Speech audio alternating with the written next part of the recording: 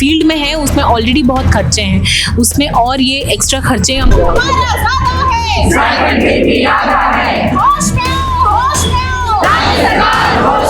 सरकार को जो है अगर सामान्य चश्मे से दिखाई नहीं देता तो उन्हें दूरबीन है उसे चश्मे लगाकर पहनना चाहिए। हॉस्टल का प्रॉब्लम्स हो रहे हैं, हमको बाहर स्टे करने के लिए बोल रहे हैं। हमारा स्टाइपेंड हाइक है जो हम 2-3 साल से अथक प्रयास कर रहे हैं। हॉस्टल इमीडिएटली अलॉट नहीं होता है, कम से कम 3 या 4 महीने वेट करना पड़ता है। जो हार आप मन देखा था वो पावन छत्तीसगढ़। अभी हमन पहुँचे छत्तीसगढ़ के एकमात्र दंत चिकित्सा महाविद्यालय में। यहाँ जो है जितना दंत डॉक्टर है जो मन पढ़ाई करत है अभी वो मन प्रदर्शन में बैठे आओ का मांग है ओकर मन के का मांग लेके उन प्रदर्शन में बैठे बातचीत करथन। का मांग लेके बैठे आप? हाँ, हमारी 3 दिवसीय हमारी हड़ताल शुरू हुई है। 2 दिन हो गया है, आज तीसरा दिन है और हमारी 3 मांगे हैं मेनली। पहला है हमारा स्टाइपेंड हाइक है जो हम 2-3 साल से अथक प्रयास कर रहे हैं। जो मेडिकल का स्टाइपेंड है वो 2 साल पहले ऑलरेडी बढ़ चुका है और हम तब से ही बोल रहे हैं कि हमारा भी काम उतना ही इक्वल बेसिस पे होता है, उतना ही ड्यूटी होती है। उसके बावजूद भी हमको इग्नोर किया जाता है, हमको उनसे कम आंका जाता है। तो हम उसी की डिमांड कर रहे हैं कि हमें भी इक्वालिटी बेसिस पे स्टाइपेंड हाइक चाहिए।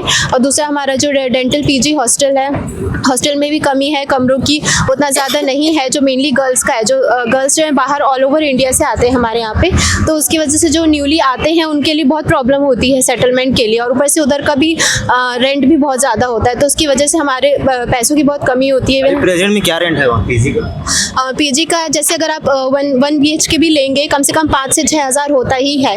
जो बेसिक है वो 5-6 हज़ार ही है, तो उसके ऊपर ही जाता है। तो ये सब की वजह से हमें इवन हमारा जो डेंटल का ट्रीटमेंट होता है, जो इंस्ट्रूमेंट्स होते हैं, वो सारा सामान हमें खुद अपने पैसों से लेना पड़ता है। तो उसकी वजह से हमें बहुत दिक्कत होती है।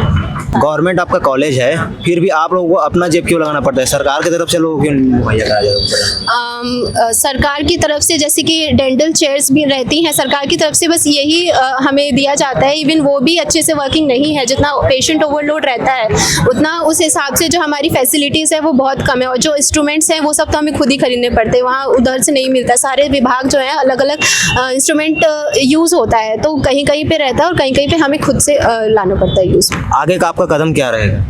आगे जैसे कि मैंने बोला कि 3 साल 3 दिन के लिए हमने शांतिपूर्ण तरीके से करने की कोशिश की। आज तीसरा दिन आखिरी दिन है। अगर आज भी हमें कोई भी आश्वासन या रिटर्न में नहीं मिलता है तो हम आगे अनिश्चितकालीन तौर पे करेंगे और हम आगे भी कुछ एक्शन ले सकते हैं उस हिसाब से। आपके प्रिंसिपल ने आप लोगों को क्या आश्वासन दिया?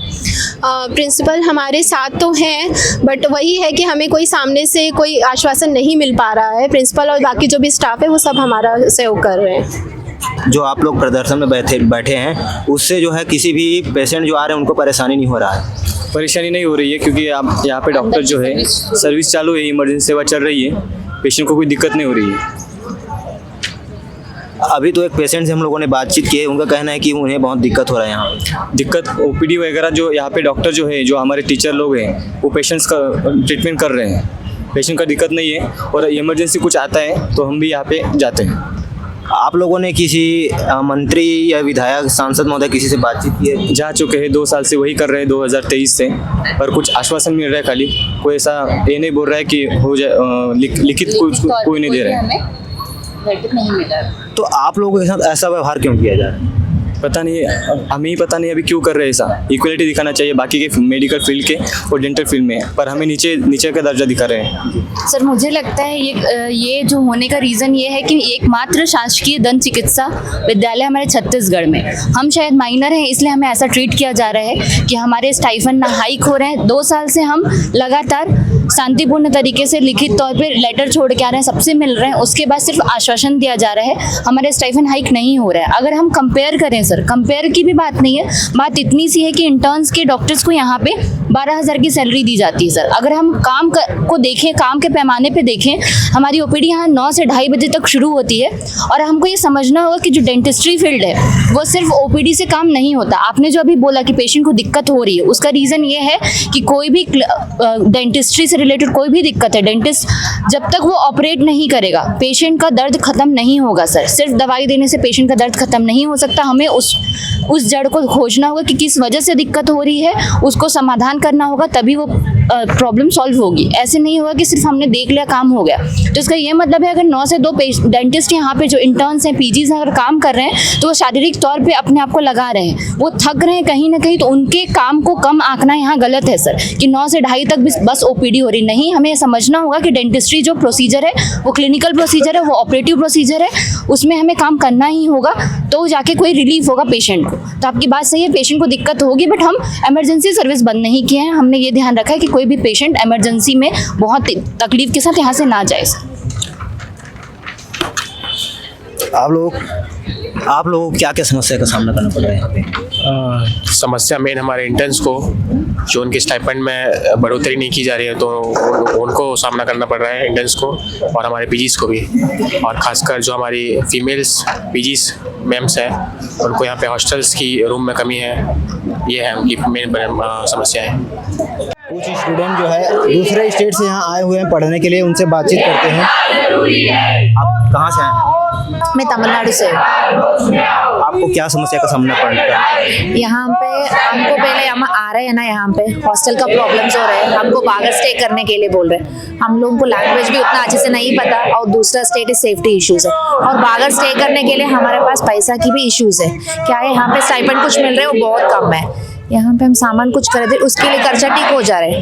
एक तो हॉस्टल नहीं है, बाहर रहने के लिए इतना स्टाइपेंड भी नहीं है, हम बहुत परेशान।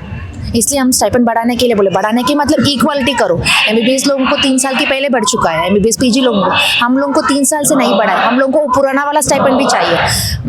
मेरा यहाँ की 3rd ईयर है, हम लोग लास्ट 2 साल का भी स्टाइपेंड हम लोगों को चाहिए।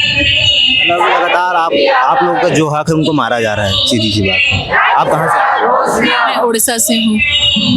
आप लोगों ने जब यहाँ एडमिशन लिया था तो आपको यहाँ की सुविधाओं के बारे में पता था कि? हमें ये कम्प्लीटली नहीं पता था कि यहाँ हॉस्टल का इतना असुविधा होता है। बाहर से आते हैं, हॉस्टल इमीडिएटली अलॉट नहीं होता है, कम से कम 3 या 4 महीने वेट करना पड़ता है। मैं खुद भी वेट की हूँ कम से कम 2 से 1.5 महीने तक, 2 से 2.5 महीने तक, उसके बाद मुझे हॉस्टल अलॉट हुआ है। तो ये प्रॉब्लम रहता है बाहर से। यहाँ हॉस्टल प्रोवाइड होने में भी समय लग रहा है? हाँ, हॉस्टल इमीडिएटली प्रोवाइड नहीं होता है, जितने टाइम तक नहीं होता है उतने टाइम बाहर स्टे करना पड़ता है, और स्टाइपेंड भी आते ही इमीडिएटली नहीं मिलता है, कम से कम 2-1.5 महीने बाद मिलता है। तो मीनवाइल जितना हमारा खर्चा रहता है वो पूरा टाइम हमें अफोर्ड करना पड़ता है, और बीइंग इन हाई कॉस्ट, हम जिस फील्ड में हैं उसमें ऑलरेडी बहुत खर्चे हैं, उसमें और ये एक्स्ट्रा खर्चे हमारे लिए बहुत बर्डन होता है। तो जो लोग दूसरे स्टेट से यहाँ आए हुए हैं उन लोगों को भी काफ़ी समस्याओं का सामना करना पड़ रहा है। ये सरकारी जो हमारा महाविद्यालय है छत्तीसगढ़ का, वहाँ पर दूर से तो आ रहे हैं बच्चे, लेकिन यहाँ की जो असुविधा है उसको देखकर परेशान हो रहे हैं। हॉस्टल जो मिलता है वो भी देरी से मिलता है, समय पर हॉस्टल नहीं मिलता है, कई महीनों इंतज़ार करना पड़ता है, कई लोगों को बाहर स्टे करना पड़ता है। वे डॉक्टर जो लोग दांतों का इलाज करते हैं वो आज प्रदर्शन में बैठे हुए हैं। इनका कहना है कि सरकार के द्वारा सिर्फ आश्वासन दिया जाता है, लेकिन ज़मीनी स्तर पर कोई काम नहीं होता है। लगातार कई सालों से ये लोग सिर्फ मांग कर रहे हैं, लेकिन मांग अभी तक पूरा नहीं हो पाया है। जब से नई सरकार बनी है तब से लगातार जो जनता है सड़कों पर उतर रही है, प्रदर्शन कर रही है, प्रोटेस्ट कर रही है, लेकिन सरकार को जो जनता की दर्द है, पीड़ा है, वो दिखाई नहीं दे रहा है। मुझे तो ये कहना चाहिए कि सरकार को जो है अगर सामान्य चश्मे से दिखाई नहीं देता तो उन्हें दूरबीन है उसे चश्मे लगाकर पहनना चाहिए, ताकि जो पब्लिक है, जो यहाँ पर पढ़ाई करने वाले बच्चे हैं, यहाँ पर पढ़ाई करने आए हैं, उनकी समस्याएं उनको साफ साफ दिखाई दे। आगे की अपडेट के लिए बने रहिए। आप देख रहे थे पवन छत्तीसगढ़, मैं था सुरेंद्र साहू। जोहार।